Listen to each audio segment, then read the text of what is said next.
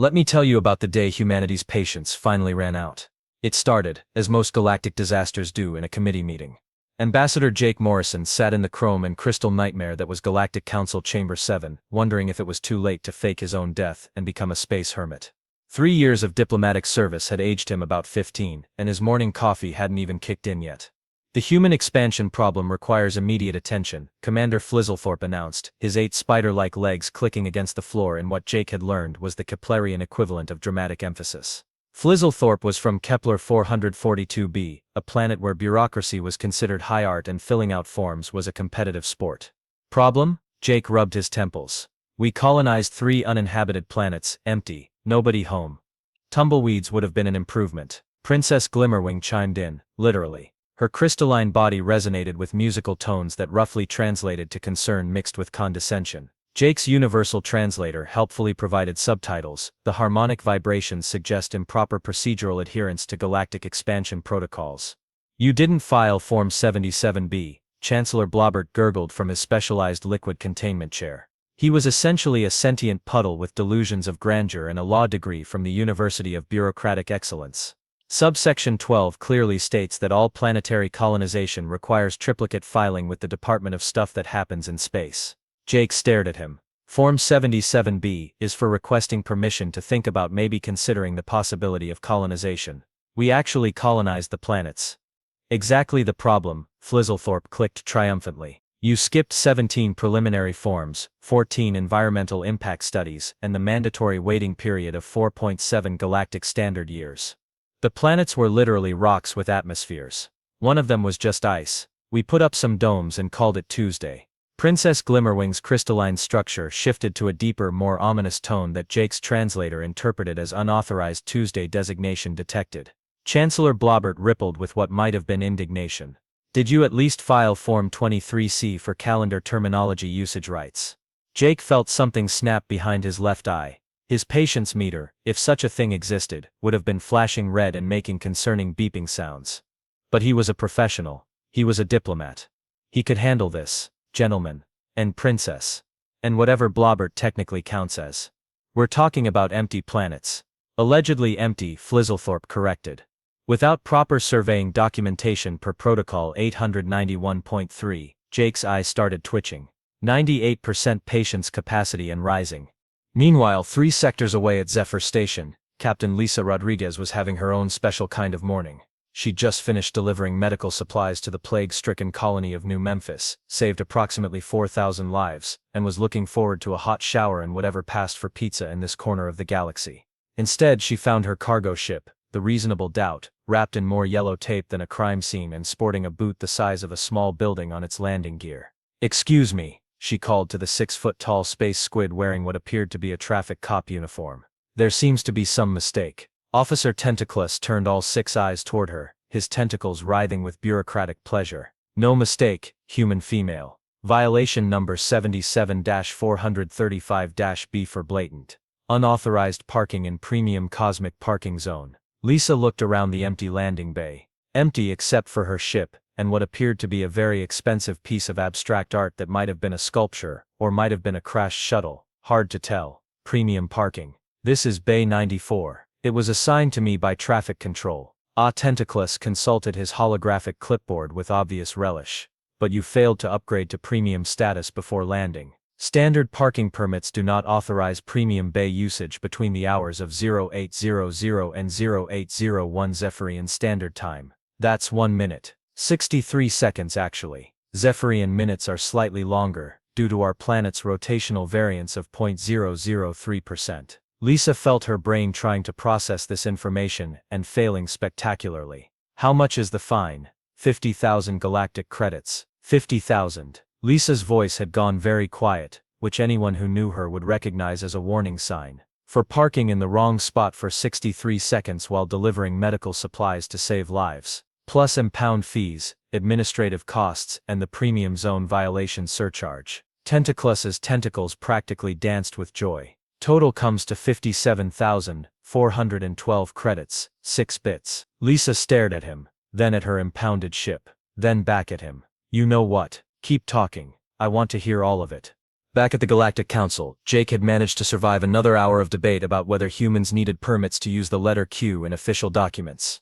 He was reaching for his coffee, that blessed, caffeinated lifeline that kept him from strangling alien diplomats with their own tentacles, when a pale blue hand slapped down on his mug. "I'm afraid I'll have to confiscate that," announced Inspector Quibbleton, a Regellian whose entire species seemed to exist solely to make other beings miserable. He looked like a disappointed accountant who'd been stretched to 7 feet tall and dipped in blue paint. "It's coffee," Jake said slowly, as if explaining to a small child. "Brown liquid. Makes humans functional, arguably essential for galactic peace. Caffeine is classified as a Class C stimulant under Galactic Food Safety Regulation 445.7. Consumption requires proper documentation and a medical supervision certificate." Quibbleton produced a scanner that beeped disapprovingly at Jake's mug. "This beverage shows dangerous levels of alertness enhancement compounds." Jake watched his coffee disappear into an evidence bag. His patience meter crept up to 99%. Things got worse during the afternoon session when the council voted 47-3 to ban human music from all galactic venues.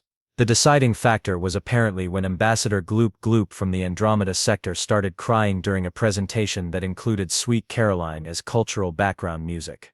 "The emotional manipulation is simply too powerful," declared Princess Glimmerwing, her crystalline form resonating with what Jake's translator labeled as concerned moral superiority. "Our psychological defenses cannot withstand such weaponized feelings." "It's a song about a woman named Caroline," Jake protested. "People sing along because it's catchy." "Exactly," Chancellor Blobbert gurgled ominously. "Mass neural synchronization through auditory manipulation. Clearly a violation of the mental sovereignty accords." Jake spent the rest of the day in what could only be described as bureaucratic purgatory. To get his coffee back, he needed Form 127J from the Department of Consumable Substances. But Form 127J required a medical evaluation from the Office of Xenobiological Health Assessment, which needed Form 83Q from the Bureau of Interspecies Physiological Documentation, which required a background check from the Ministry of Who Gets to Drink What and When. The Ministry of Who Gets to Drink What and When, and Jake was not making this up, required him to provide a detailed family history going back 6 generations, 3 character references from non-human sources, and a written essay explaining why humans needed liquid stimulants to function. "Because we're tired," Jake had written.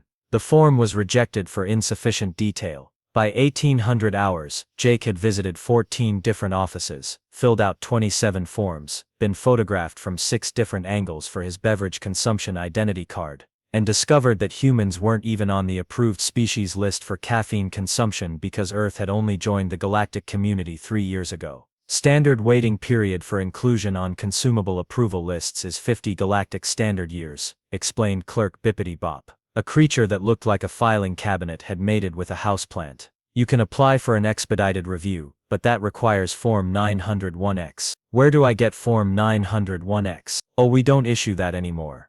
Budget cuts. Jake's patience meter hit 99.5% and started making alarming grinding noises. The next morning, Jake arrived at the council building with the grim determination of a man who'd spent the previous evening writing a 3,000-word essay about human caffeine dependency for beings who probably thought metabolism was a fancy dance move. His laptop bag felt heavier than usual, weighed down by printed copies of every form he'd been told he needed, plus backup copies of the backup copies because apparently the galaxy ran on the assumption that everything would be lost, stolen, or spontaneously combust. He pulled out his phone to send a quick message to Earth explaining why the trade negotiations were moving slower than continental drift, and was greeted by the most soul-crushing sight in the modern universe. "No network available." "Excuse me." Jake approached the information desk, where a being that looked like a purple mushroom wearing glasses was filing its nails. While filing what Jake assumed were nails, they might have been spores. "There seems to be an issue with the Wi-Fi." Receptionist Sporrington looked up with the expression of someone who'd been asked to explain quantum physics to a particularly dim houseplant. "Wi-Fi access is restricted to approved species only." Approved species, Galactic Communications Access Protocol 23B. Only species with a minimum 50-year galactic citizenship record qualify for unrestricted data access. Sporrington consulted what appeared to be a crystal tablet covered in symbols that hurt Jake's eyes to look at.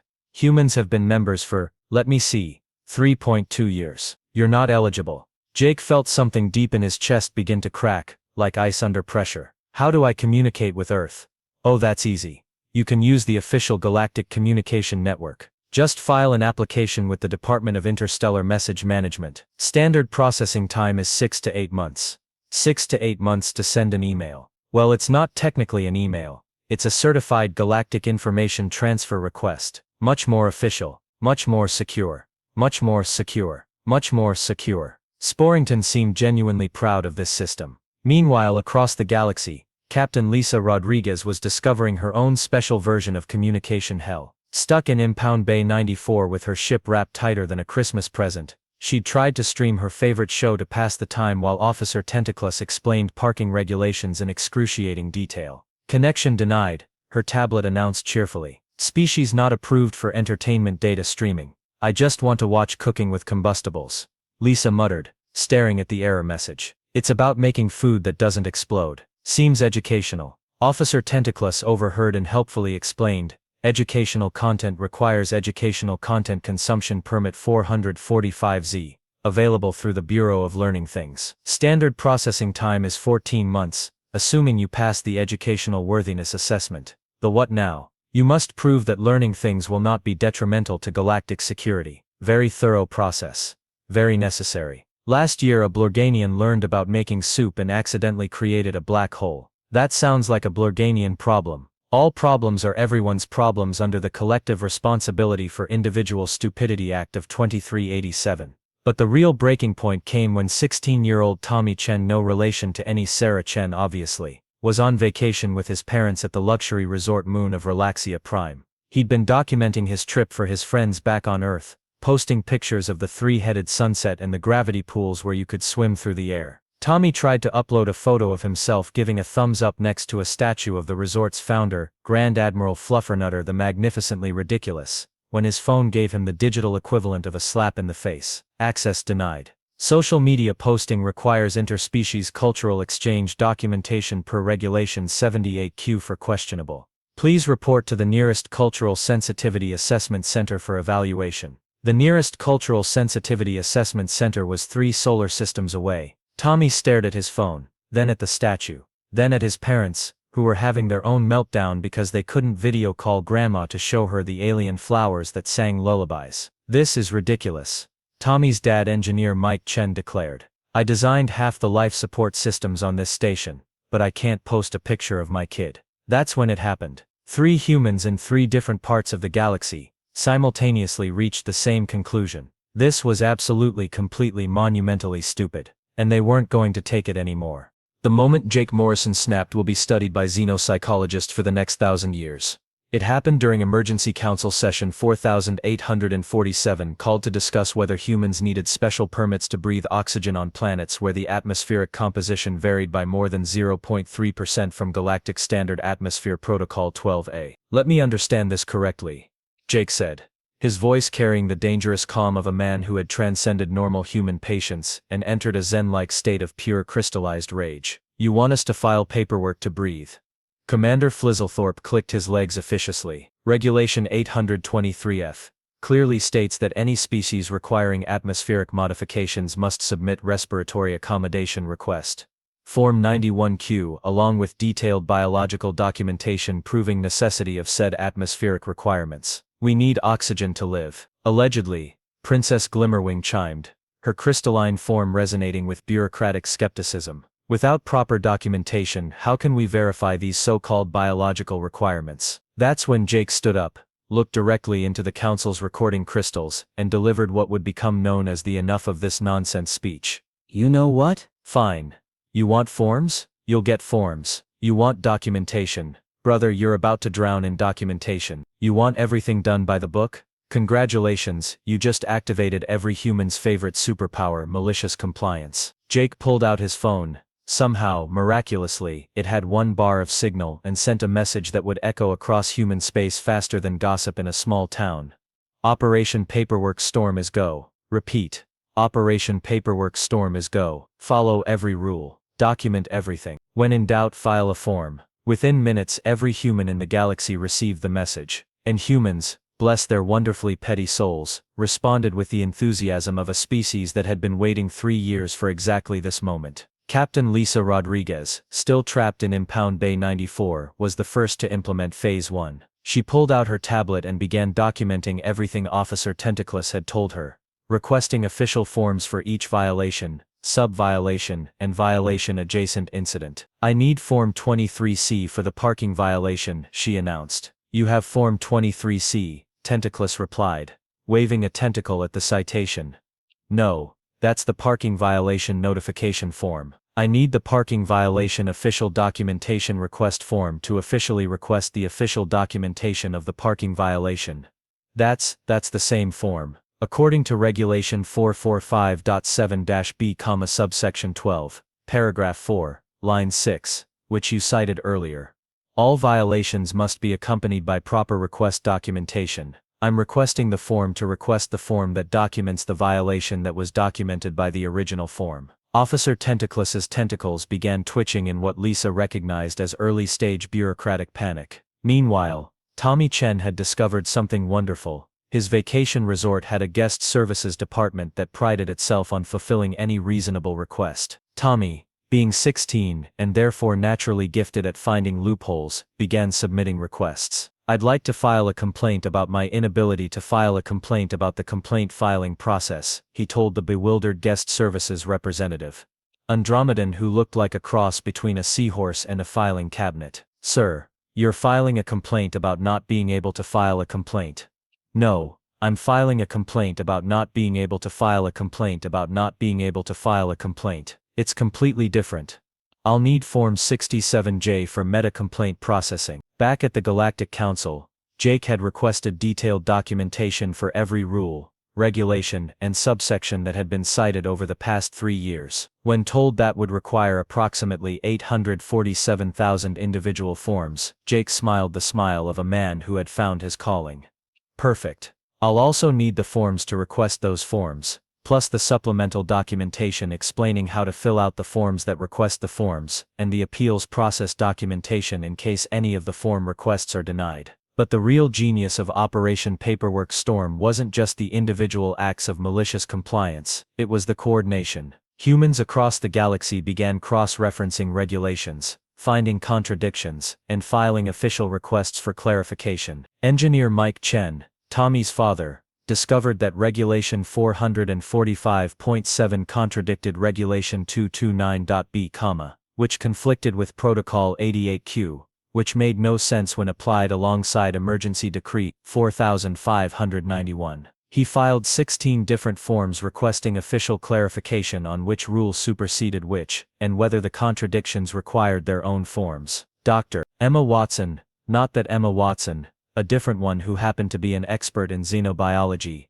found that the regulations for breathing permits assumed all species had lungs, which violated the Equal Biological Representation Act of 2389. She filed 47 forms, pointing out various biological discrimination issues in the breathing permit process. The Galactic Communication Network, designed to handle perhaps a dozen official requests per day across all species, suddenly received 847,000 form submissions in the first 6 hours. Then humans discovered they could file forms requesting status updates on their previously filed forms. Then they found they could file forms requesting forms to file forms about the status of their form requests. By hour 12, the entire galactic bureaucracy had ground to a complete halt. "What have you done?" Commander Flizzlethorpe clicked frantically. Jake sipped the coffee he'd finally received after filing Form 901 XABCD through Z.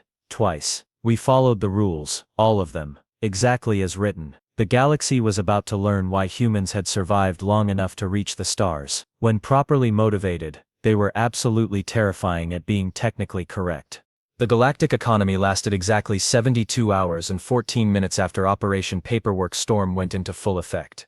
It started small. A cargo shipment of Andromedan cheese was delayed because the shipping manifest required Form 45B, but Form 45B could only be processed after Form 23J was approved, and Form 23J was being held up because it conflicted with Emergency Regulation 891.3, which nobody could officially interpret, because the interpretation request was stuck behind 50,000.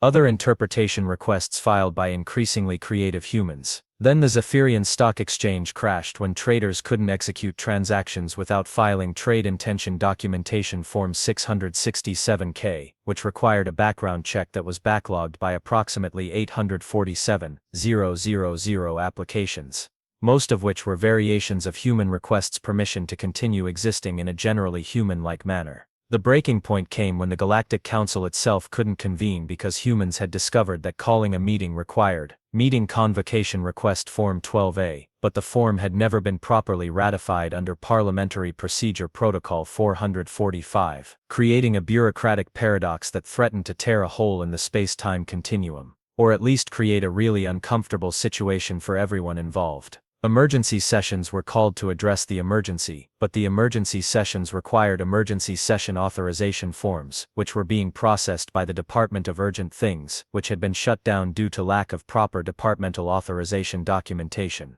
Chancellor Blobbert, reduced to a particularly agitated puddle, gurgled desperately at Jake during what might have been an unofficial meeting in what definitely wasn't Conference Room B. "You have to stop this madness. The galaxy is collapsing."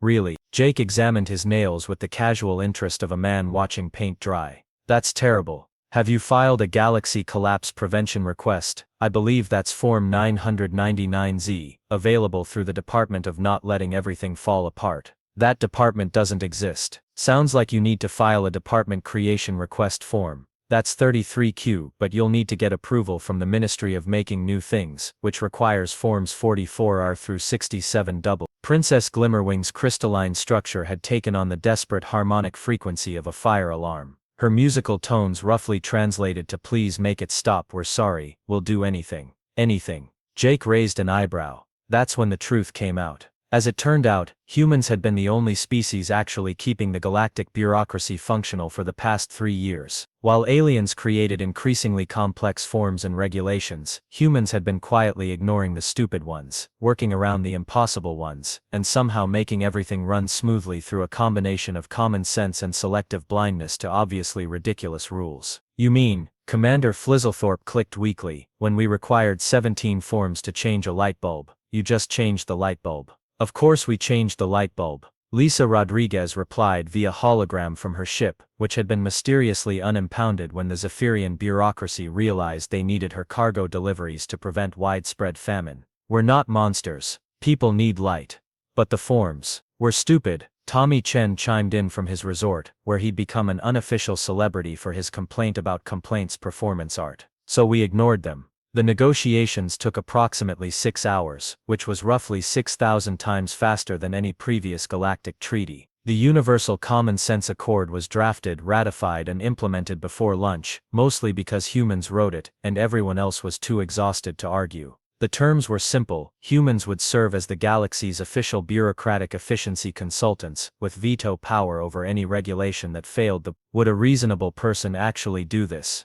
Test. Jake Morrison would receive unlimited coffee, diplomatic immunity for caffeine consumption, and a special badge that read "Ask me about common sense." Captain Lisa Rodriguez and all human cargo pilots would receive blanket diplomatic immunity for parking violations while on humanitarian missions, plus premium parking access everywhere forever. All humans would receive free Wi-Fi access throughout the galaxy, because apparently they were the only species that had figured out how to make the network actually work properly. Human music was officially designated as culturally enriching rather than dangerously emotional, with Sweet Caroline becoming the official anthem of the Department of Making Things Make Sense. The ceremony was beautiful. Jake sipped his coffee while aliens lined up to ask him to approve their paperwork, because somehow humans had become the only species capable of reading their own forms. Princess Glimmerwing played a lovely crystalline rendition of Sweet Caroline while Chancellor Blobbert gurgled along enthusiastically. Officer Tentaclus approached Lisa with what might have been an apology. "Captain Rodriguez, I have learned much about the importance of proportional response in regulatory enforcement."